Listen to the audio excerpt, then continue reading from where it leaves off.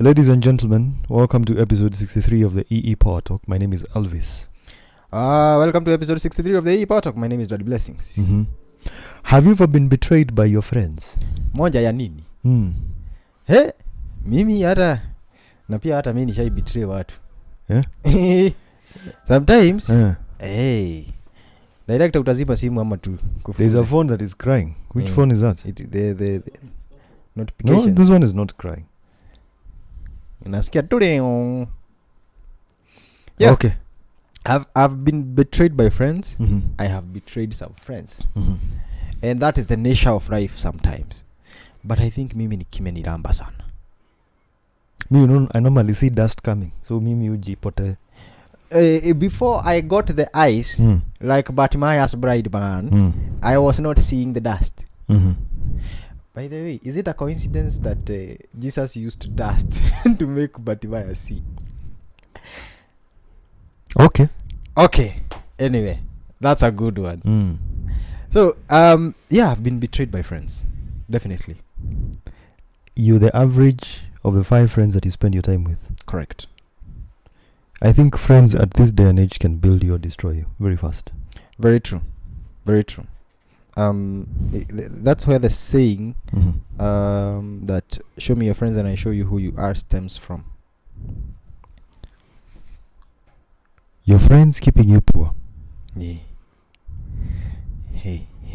On an honest perspective, by the way, having friends who probably make you indulge in some vices can actually keep you poor. Umewakuta wala mabeshte wenye wanakupigianga tu Friday. Yes. You ever saw this? There was a burial I saw some time back. These friends were burying a friend who died because of alcoholism. Yeah. And they were pouring alcohol on the grave. And I was like, wait a minute. Probably, if you are a good friend, you could have probably told this dude, by the way. Stop drinking. Pombe si mzuri. But I've come to realize that nowadays friendship is transactional. Yes. And it is friendship only when it gets to benefit me. When it's beneficial, yeah. Not you, me. Yeah. So each and every person is looking for a way they can. They can take. You get me? Yes. And that is how history of friends with benefits actually came. By the way, you're friends with benefits until mweseme I think me. The benefits have. Tumefika kwa pension. Tumefika climax. You get me? It is now pensionable. And by the way, associating yourself with certain kind of people can actually make you even end up spending money in weird places. Yes. Have you seen these friends who probably lure you to go to road trips? Yeah. Road trip it could cost 45,000. Yes. But because you don't want, people are normally nowadays, people like to please their friends. You hutaki kuambia wewe ni msiwe si mzee wa maform. Unasema tu ni ngapi? You go to the bank and tell them that you need an emergency loan. Yeah. So that you can please those friends of yours. They keep you poor. Imagine unaambia watu it's a medical, unaambia bank it's a medical emergency. I'm scheduled for a kidney operation. Unaenda safari rally. I'm scheduled for a kidney operation alafu unaenda unavujika mguu na huko. Then how do you explain to the bank mguu imevujikia wapi? They'll be like, so your kidney is on your leg? So that is where they did the operation.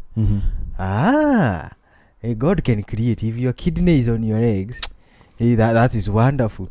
There are some friends that I had to drop, or I was dropped. I don't know what happened. One of the two. They reached a point that they were living. They are okay living in that life, but personally, I was living beyond my means. Na ilifika mahali, I wanted to like be mentored by them, but it came a point that they are treating me like we are in the same level. Until a point that I'm suffering, I'm struggling to keep up with you guys. So it reached a point that my nigga is sending me for his jacket in the car. The guy is telling you to go and get his jacket in the vehicle. Yeah.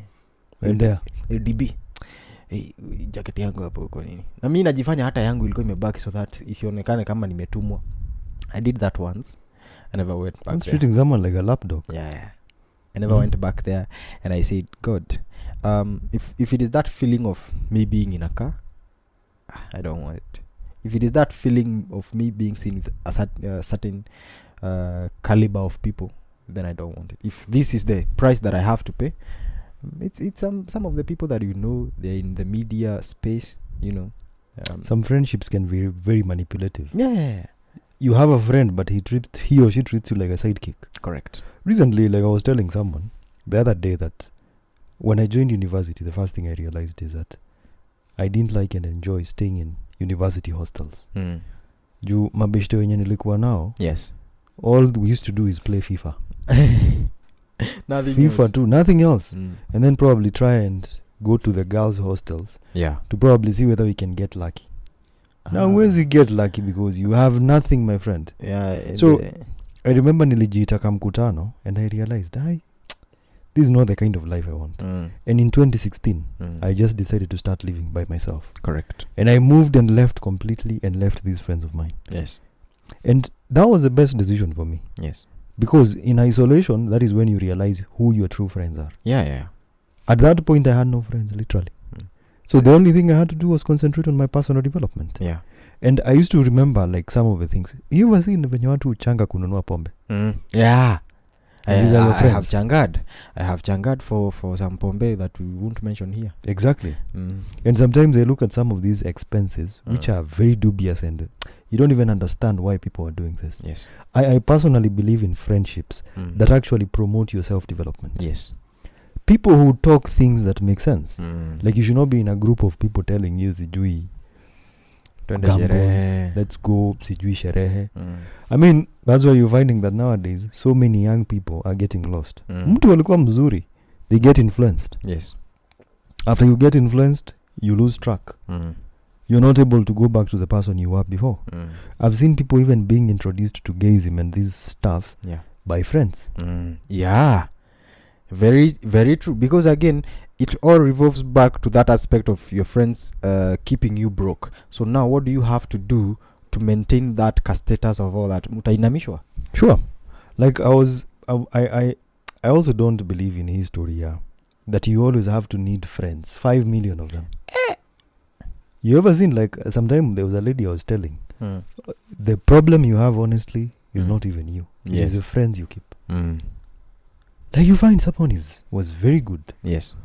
Alianza kutembea tu na mtu mo. Yeah. This person is very timid enough to like think, this is a good person, amekuja kunisaidia. Yes. Kumbe this person is tagging you along because there is something at the end of it all. There's some things a few of my friends were complaining about at different levels and stages in our friendships, and the only question that I could find to ask them is, who told you that? And most of the time it's not their idea. Someone somewhere ingested that idea into their minds, like you look a certain way, you need to use this and this product. This and this product costs 10,000, and you buy it. You buy it, it backfires. Maybe it's a skincare product, quote unquote skincare, because it doesn't take care of your skin. A skincare product. Unabaki unakaa punda milia. Uko na patch hapa, ingine hapa. Unaona mandizi ime overripe. Ndivyo unakaa. Just because a friend told you. Let me read something for you over here. 5 signs it's time for you to walk away from certain friendships. Number 1, you always feel drained after meeting them. Before you even read the other one, there are people, energy does not lie, and this thing is very serious. True. There are some people, when you enter into that in the vicinity of wherever they are, when you get out of there, you feel totally drained. It's not that you have talked or said anything. You can actually be silent by the whole time, but whatever energy they are projecting to you by how they are speaking, the approach that the conversation is taking, you totally drained. It's a real thing. I've seen that. Yeah. I tend to also think it's something spiritual. Yeah, 100%. Especially when someone's soul is like inakukataa kabisa. When someone's soul is stained. And it's easy for you to get stained. Yeah. Juu enyewe ukitoka kwa jamaa ama this particular person you're feeling hapana. But people stick in such a kind of a friendship. It's a trauma bonding. Reason number 2 why you should walk away from certain friendships. Yes. They guilt trip you for making better choices. Mbona umeanza kwenda gym sasa mzee? Gym. Wewe ni fala. Gym unaenda nini mzee? Si tutadedi si wote. You get me? The same narrative is mafala ndo uoa. Unaoaje fala? Wewe. You get me? Utaachwa. And you see they're guilt tripping you for doing what? Yeah, for making better decisions. Yeah. You've started creating content. Buda, kwani umeamua kufanya TikToks tena? Hii ni kitu ya watoi mse. Ya wamama. Una nini naonyesha watu online? Kwani uko na matako? Like the people always have a way of using language to make sure that they bring you down. If you want to lose a couple of friends, don't actually start by being an enemy. Start doing something good for yourself. They don't like it. Yeah.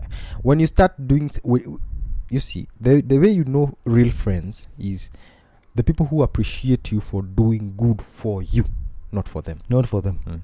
Most people are always looking something for them. Do you know one thing? And the reason why maybe we can disclose this to people. The reason why we get along is because I think we came to realize kitambo kidogo that unless I am whole as DB, I won't be able to give anything to you as Elvis. And unless you are whole as Elvis, I have nothing to take from you. Sometimes I'm trying to remember some of the things I've seen with people and the problems they have in life, and they've been caused by friends. Yes. Yeah? Yes. Like people don't like to, I don't know, how will I put this? You have friends who are pests. It's taking. They're ticks who are draining off your energy. Hey, my boys. And your blood, literally. Exactly. Like, I think you've seen these things about trips with the girls, trips with the boys. Nowadays, I'm very careful, especially when I see something like that. Yeah. Very, very careful, because the drama and the nonsense that goes on with such things.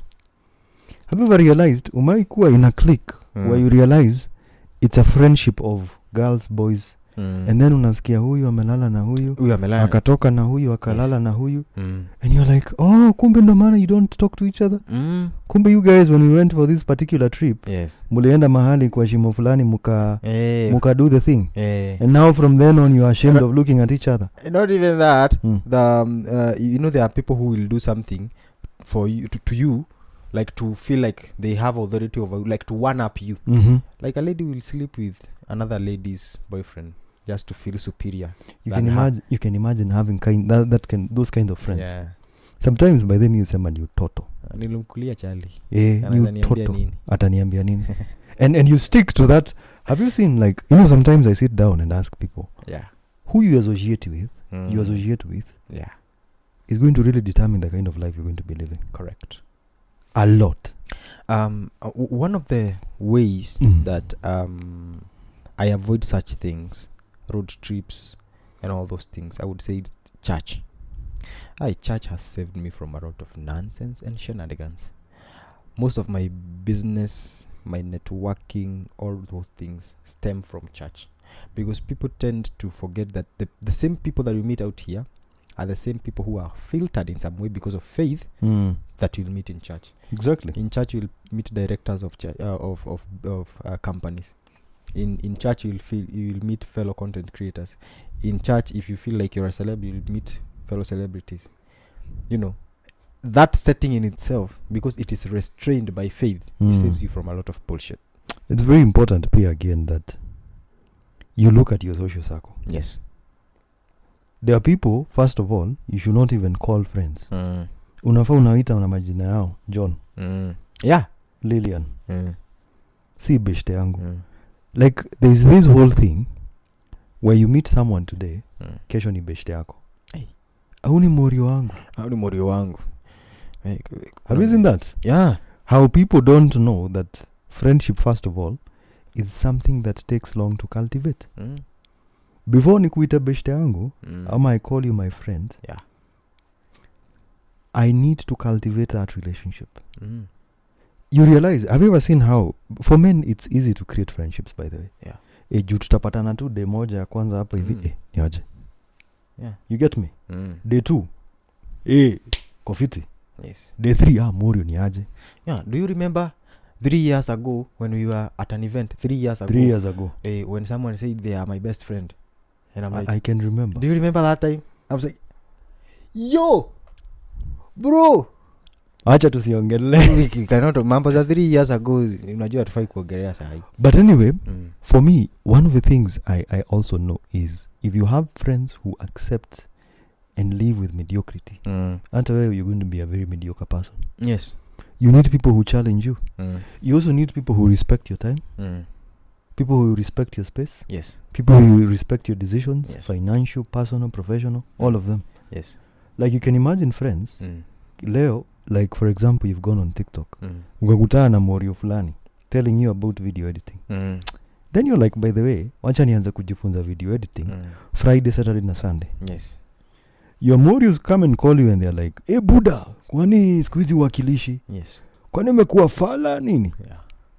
You get me? Yes. Those friends are there. It's easy to see that. These are people who will never look at whether you're improving your life. In fact, the more you improve your life, the more you lose them. There is the theory, I like coining down theories. There's another theory I have, the theory of a rotten egg.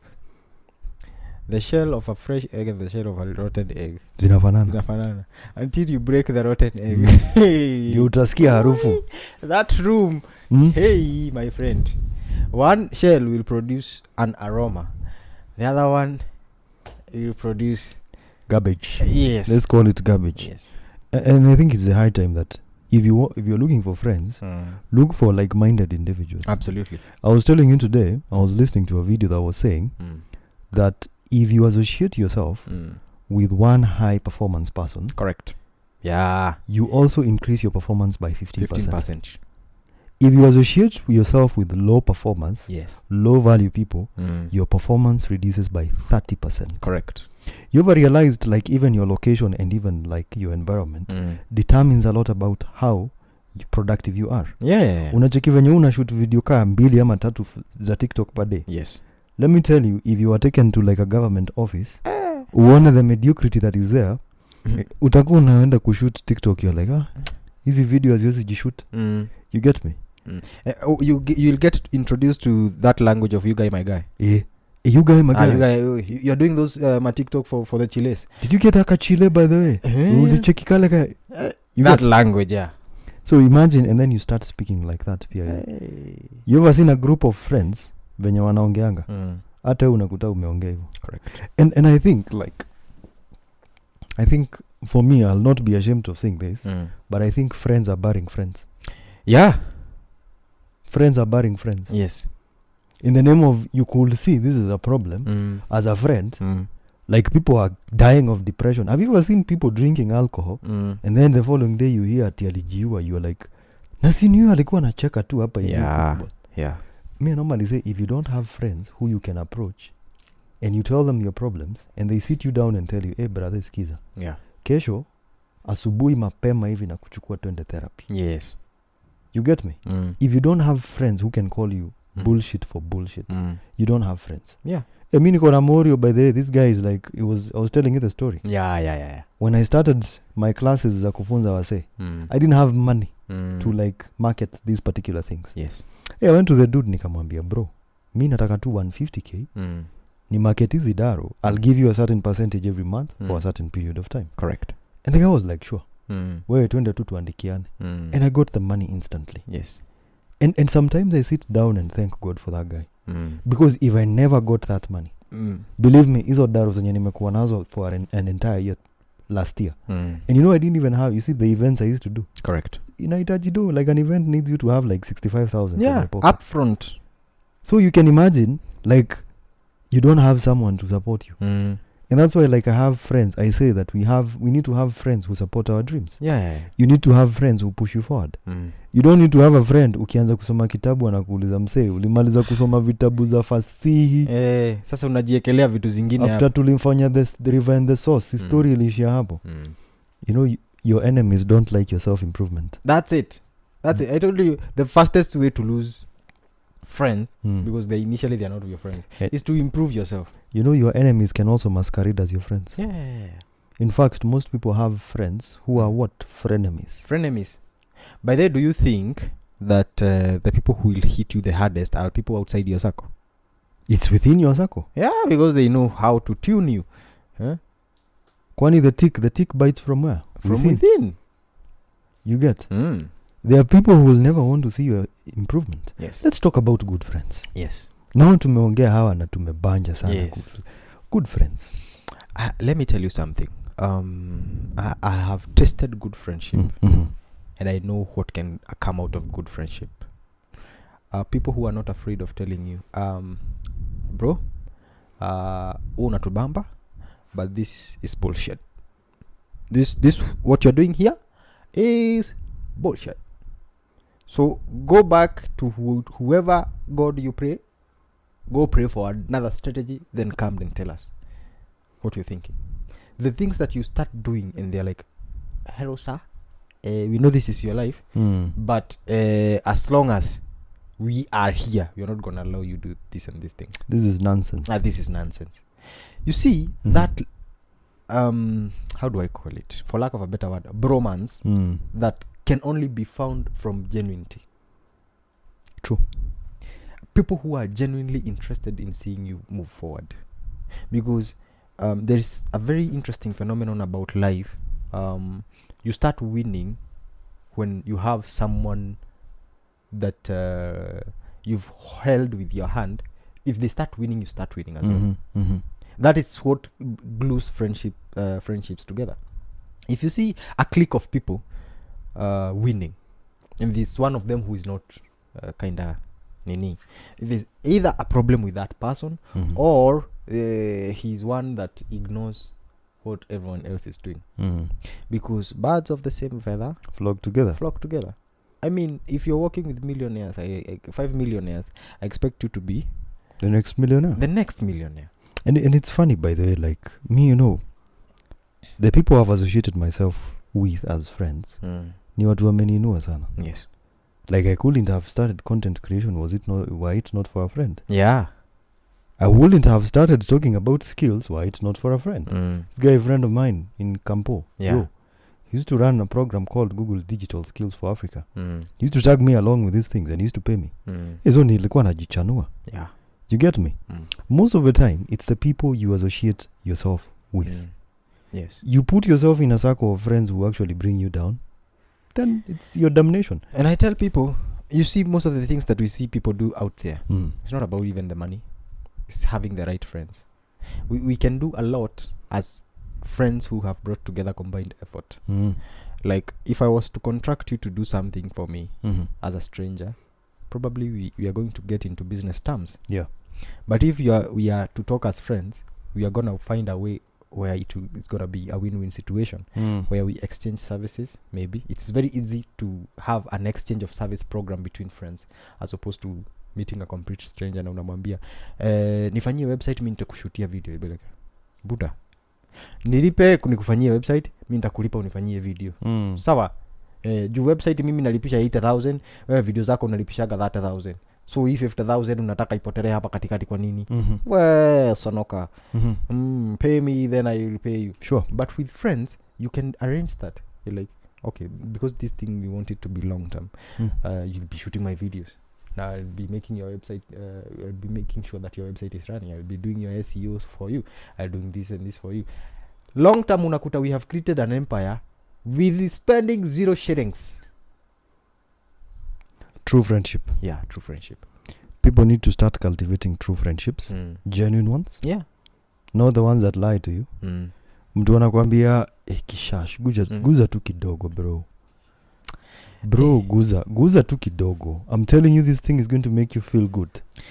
Anyone and anything that is making you or telling you to do something out of the ordinary, to make you feel extraordinary, you inakupoteza. You itakupoteza, of course. Absolutely. Now I have some pointers for me to actually get to end in this particular discussion. Actually, before we end, there are friends that use you for convenience. Of course.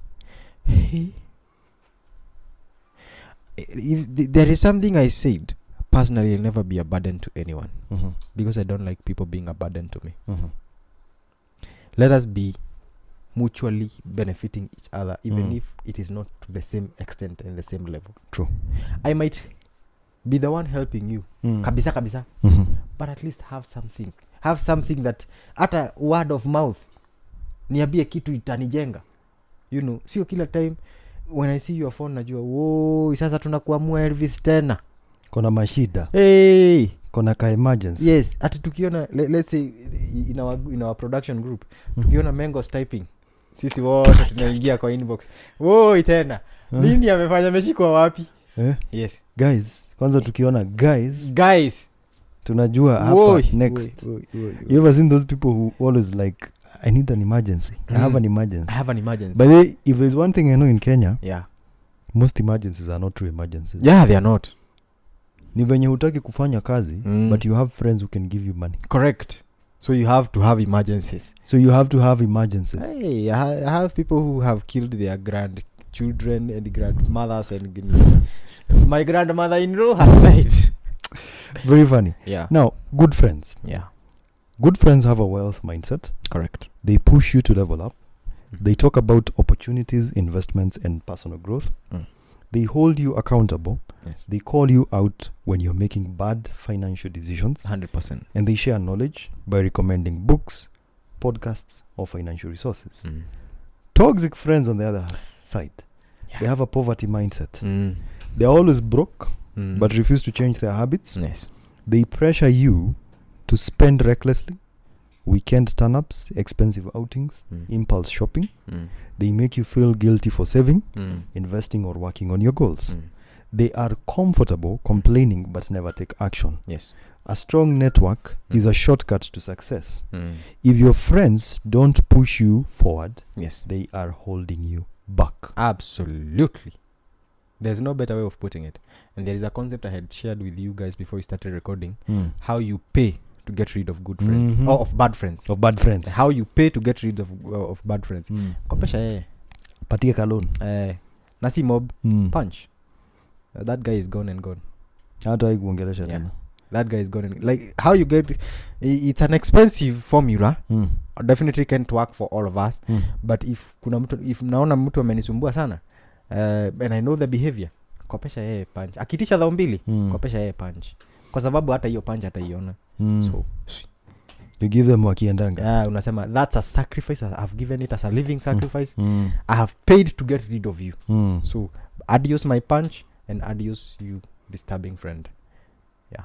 Good friends and bad friends. My name is Elvis. See you in the next episode. My name is Daddy Blessing. See you in the next one.